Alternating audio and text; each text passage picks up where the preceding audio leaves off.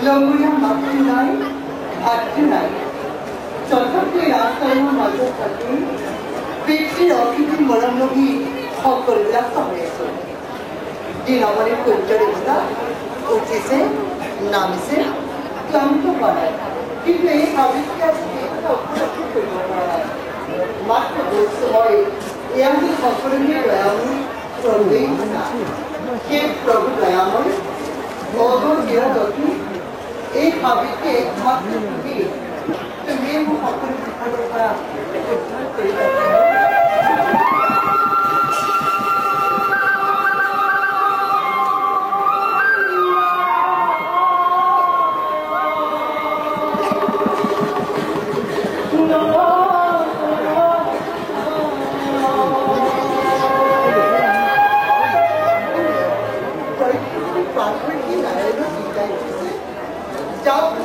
স্থাপন কৰিছো সেই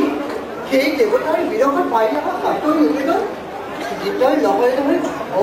ৰাজ্য নিৰ্ণয়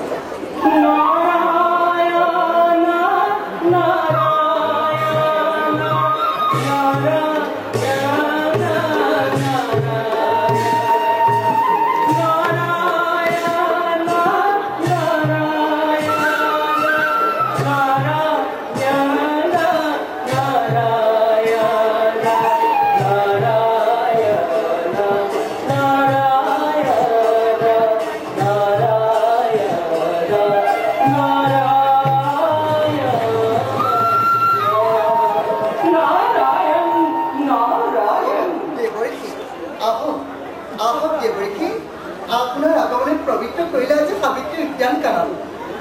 দেৱৰ্ষী দয়া কৰি দুখনি সাবিত্ৰী সেৱা কৰিব কপাল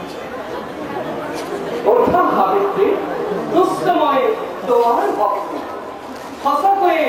উপযুক্ত কন্যা তুমি বৈত্ৰ আৰু সাবিত্ৰী দেৱৰ্ষী তুমি এনেদৰে ৰাজ উদ্যানৰ মাজত অকলে অকলে কি ভাবি আছা সেয়াই জানো নাৰায়ণ নাৰীৰ মনৰ সুখ সাবিত্ৰী এই মোক নাৰী জীৱনত এই ৰাতিলৈ জোনালী লিখা দিলা আকাশত এইটি দুটি তৰাৰেকো বহু নিৰৱত পৰা সিহঁতে চাইটোকে মোৰ মুখৰে তই যেন মনে মনে আকাশী বাঢ়িয়ে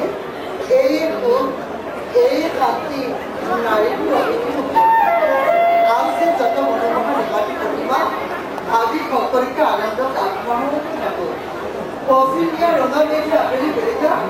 আমি ভাবিছে কৈ যায় অবুজ নকৰে ভাল লাগি যদি ইমান সৌন্দৰ্য আৰু মই তাতো ভাল কৰি নিবিচাৰো দেৱৰ্ষী সাবিত্ৰী দেৱৰ্ষী সকলো পুৰুষেই জানো নিষ্ঠুৰ প্ৰেমী নাই জানো ভাল পোৱা পুৰুষৰ প্ৰাণত নাৰায়ণ মোৰ মুখেৰে কিন্তু সাবিত্ৰী সকলো পুৰুষে নহয় স্বাৰ্থপৰ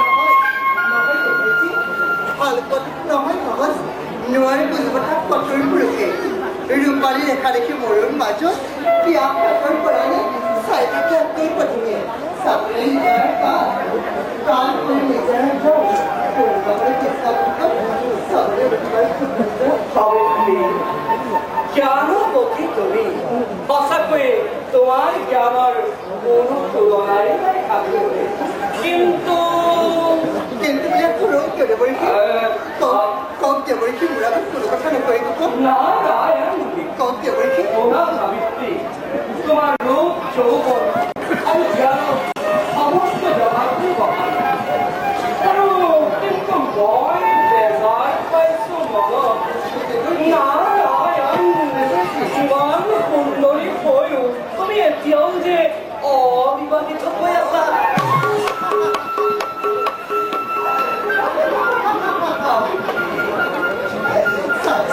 দেৱৰ্ষী এই যে সন্মুখত দেখিছে জগতখন এই জগতখন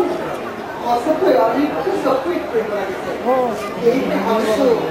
উপযুক্ত পাত্ৰ নেপালে অবিবাহিত হ'বলৈ ভাল নাৰায়ণ নাৰায়ণ নাৰায়ণ সাবিত্ৰী দেৱৰ্ষী তোমাৰ উপযুক্ত স্বামী নাই এই জীৱনত নাৰায়ণ এনে কথাও হ'ব পাৰে সাবিত্ৰী নহয় নহয় দেৱকী নাই কিছু কোৱা নাই কিন্তু মই যিজন গুৰুক বিচাৰিছোঁ সেইজন হ'ব লাগিব জ্ঞানৱান ভক্তিবান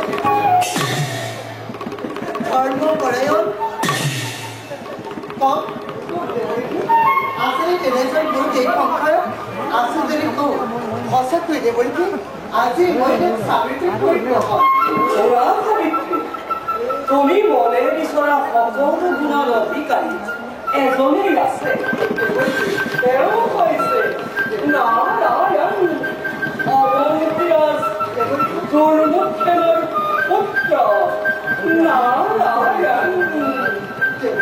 নাম তেওঁৰ নাৰায়ণ সত্যবান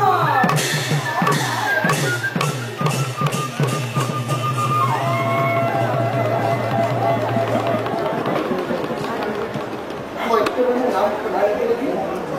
ৰোমাঞ্চিত কৰি খিয়াবোৰ কামাজিত সকলোৰে মন কৈছে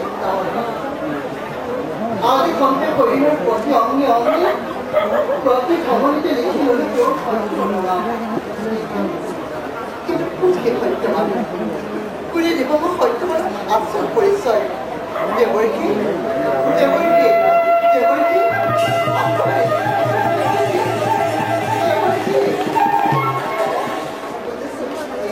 এয়া মাত্ৰ দেৱকী চালনাই কৰি লাগিলে এই সাবিত্ৰী তুমি মোক সকলো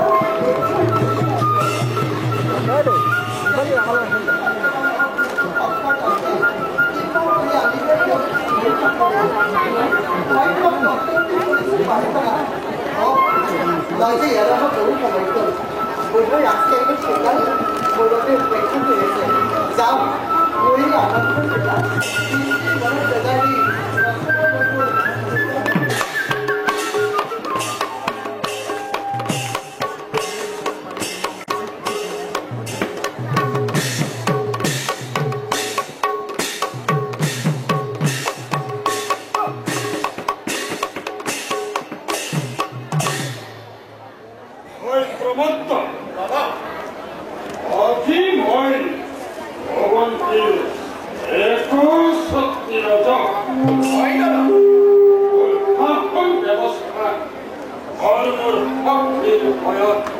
এই অবন্তী ৰাজ্যৰ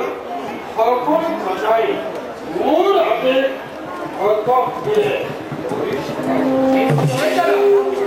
গতিকে হ'ল দাদা এনে এখন সুবিশাল অবন্তী ৰাজ্যৰ আজি সন্তে তোমাক মই সেনাপতিভাৱে দিলো ৰাজ্যৰ চৌদিশত সতত দৃষ্টি ৰাখিব যাতে ৰাজ্যৰ সকলো প্ৰজাই মোৰ বাবে দাদা তাৰ বাবে তুমি কোনো চিন্তা নকৰিবা শৰীৰৰ ৰক্ত দি হ'লেও তোমাৰ আৰু অবন্তী ৰাজ্যৰ গৌৰৱ মই ৰক্ষা কৰিবা এতিয়া মানুহ তুমি কোৱা আমাৰ প্ৰধান জানিব পাৰিছো মই গুপ্ত স্মৰণৰ মুখে মধ্য ৰাজ্যৰ ৰাজকন্যা সাবিত্ৰী হেনো অতিকে সুন্দৰী আৰু সেয়ে মই ভাবিছো মধ্য ৰাজ্যক আক্ৰমণ কৰি মধ্য ৰাজকন্যাক হৰণ কৰি আনি এই অবন্তী ৰাজ্যৰ ৰাজৰাণী পতাৰ কথা আৰু তাৰ পাছত বনৰ মাজত থকা অন্ধ নিমখেনক পত্নী পুত্ৰসহ বিচাৰ কৰি অবংশে ধ্বংস কৰিব লাগিব ইয়াৰ অন্যথা সত্যবানে কেতিয়াবা সৈন্যদল গোটাই আমাৰ বিৰুদ্ধে থিয় গতিকে ভাই বিলম্ব নকৰি কালিলৈ প্ৰভাততে যাম আমি মধ্য ৰাজ্য কৰিম আক্ৰমণ এই ক্ষেত্ৰত তোমাৰ মতামত ব্যক্ত দাদা হয় যুদ্ধৰ নামত সমস্ত সদায় স্পষ্ট